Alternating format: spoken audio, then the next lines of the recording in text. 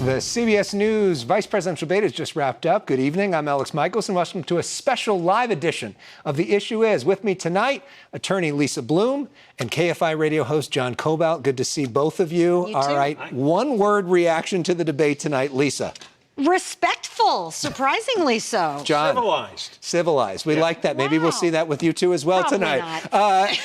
Big takeaway from the debate tonight. You know, I thought J.D. Vance, who, like me, went to Yale Law School, was smart, very slick, very slippery, but he really didn't answer a lot of the questions on what the policies would be. John, neither of us went to Yale Law School, but your takeaway from the night. I drove by it once. Well, I thought that Vance and Walz were extremely detailed. I think both of them made the case for their running mate much better than Harris and Trump did. I mean, you had Vance going into great detail, I thought, about the policies. You may disagree with them, but you know exactly where he stands, whereas Trump usually just throws out random phrases that are disconnected. Kamala Harris, I find when she speaks to be utterly vapid. I don't know what she's talking about most of the time. Most of her positions have changed, but I thought Walz was pretty consistent and articulate. A little more nervous than Vance, but it was very pleasant to listen to what they both really want to do. How do you think Trump will handle the fact that that Vance is probably going to get a lot better reviews than he did? Oh, he's not going to like it, of course. But let's talk about reproductive rights, okay? Vance admits we have to earn back America's trust on this issue. He said that multiple times. Well, the way that they can win it back is by supporting abortion rights, which they're never going to do. What is his solution? Well, let's have more child care. Let's have more family policies, meaning let's force women to have babies they don't want to have, and then maybe we'll do something about that later. And, you know, Vance said many times, why didn't Kamala Harris do certain things all these years that she's been VP? Well, you could say the same thing for Trump. Why didn't he have child care? Why didn't he have something different on abortion rights? Why didn't he have health care? Why didn't he do something about climate when he was president? You could say the same thing. Real quick rebuttal. I think maybe Vance cares about things that Trump doesn't care about. Yeah, I think that's true. You know, and both of them, they have a bad hand. All right, these two presidential candidates are hard to defend at times, the both of them. These guys gave it their best shot because they're teammates. They're the number two guy, so they have to give proper respect to their bosses, while at the same time, they can't undermine them. They were nice to each other, weren't necessarily nice as much towards the top of the ticket, but seemed like there was a lot of Midwestern nice there. We want to bring up a poll for you right now. We're asking you, who do you think won the debate? At foxla.com/vote. Overwhelming so far, Senator J.D. Vance, the choice of 81% of our viewers. Tim Walz at just 19%, but there's still time for you to vote. That number could change. foxla.com/vote. We're asking you as well for one-word responses, some of your thoughts on the debate tonight. We want to bring some of that up. A lot of folks here saying, we use the hashtag Fox11debate. Irrelevant, somebody's saying. Refreshingly civil, similar to what you guys said. Substantive is a word. Another one here in regards to Walz. Oi! Maybe we got a Jewish viewer there. Shapiro, speaking of Jewish viewers, the concept that what if Josh Shapiro was the nominee instead? Do you think he would have done a better job? No, I think Walz did a perfectly good job. And let's talk about January 6th. Vance would not say he would certify the election, even if all 50 governors, Republican and Democrat, did. That was his biggest stumble, but he can't say it because Trump would hate him if he did. It seemed like that may have been Vance's worst moment of the night. By far. It's excruciating to watch. He knows the answer. He did graduate Yale Law School. There were 60 lawsuits, and Trump lost all 60. And this may have been Walz's worst moment of the night when he was asked about going to China and getting the dates mixed up of when he was there. Take a look. I will get caught up in the rhetoric, but being there, the impact it made, the difference it made in my life, I learned a lot about China. I hear the critiques of this. I would make the case that Donald Trump should have come on one of those trips with us. I got there that summer and misspoke on this, so I will just, that's what I've said. I was in Hong Kong and China during the democracy protests went in, and from that, I learned a lot of what needed to be. Objectively, this was bad. That was an oi, okay?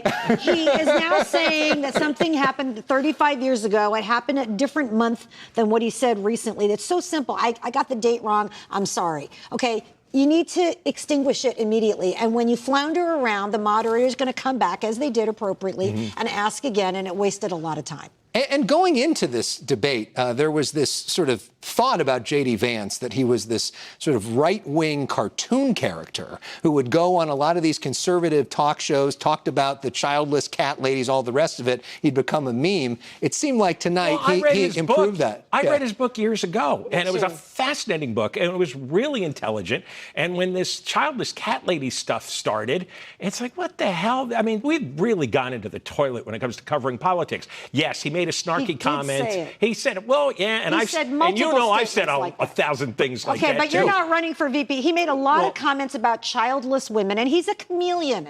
So he could change tonight. He's a very good actor. He knew he had to be a nice guy. He had to smile. He had to talk about his family. Blown out of and proportion. That's what he did. He was effective at showing a different side of himself tonight. He's a decent guy. People who didn't have kids shouldn't be able to vote. Yeah, he's a decent guy. Walz is a decent guy. And the way they comb podcasts going back 10 years for every idiotic comment you make, and then it dominates the news for a month. Let's bring into the conversation right now my pal Melanie Mason from Politico. Melanie, good to see you. What's your one word for the night?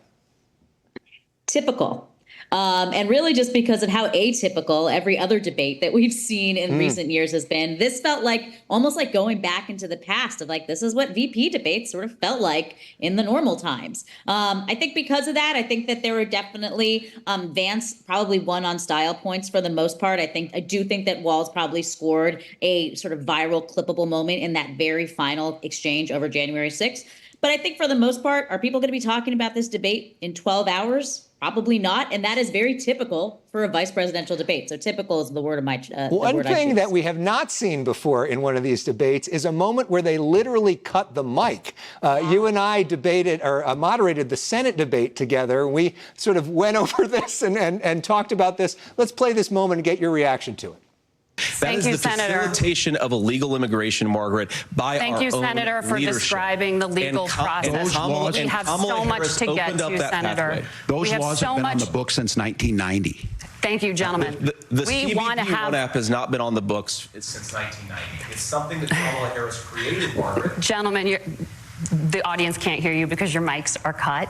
We have so much we want. A lot of conservatives very unhappy about that. A lot of them slamming CBS News right now. Your thoughts on that?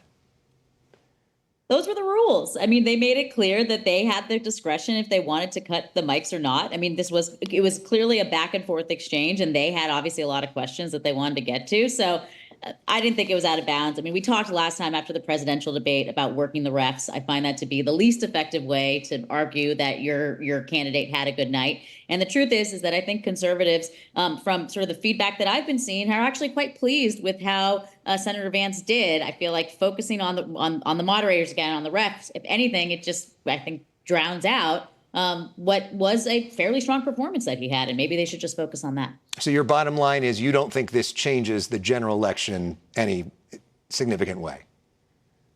I don't think so. Look, I mean, just this morning, prior to this debate happening, we had 3 different events happen in the world that I think could be considered October surprises. And it's October 1, right? I mean, Iran attacking Israel, this longshoreman strike going on that could have serious implications for our economy. I mean, these are the things that I think that we'll be watching over the next month to see if they derail the trajectory. I think a mostly respectful, maybe a little chippy at times debate between 2 guys who are not at the top of the ticket, that's not going to be determining the trajectory of this race for the next month. Okay, thank you so much, Melanie. We've got less than a minute left as we look at this debate poll again. About 80% thinking that Vance won.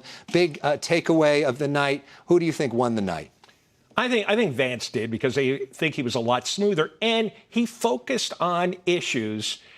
The problem is Biden-Harris policies were disasters on something like immigration, and he pointed out very clearly. Lisa, last word to you. You know, 30 kudos seconds. to the moderators for bringing up climate change early on. And Vance had no answer except we should have more manufacturing in the U.S., which has nothing to do with climate change. Tim Walz actually talks about how Harris-Biden policies have addressed climate change, and we on the left take it seriously. There was no answer from Vance about Trump calling climate change a hoax, and that's just appalling. Who do you think won? Definitely walls. Okay. All right. We're going to have to leave it right there. Thank you both. On Friday night on our regular edition of The Issue is Brian Tyler Cohen, Tommy Lahren, and Sheryl Sandberg. Great to see you all. Thanks for watching this special live edition of The Issue is. We'll see you for the news tonight at 10.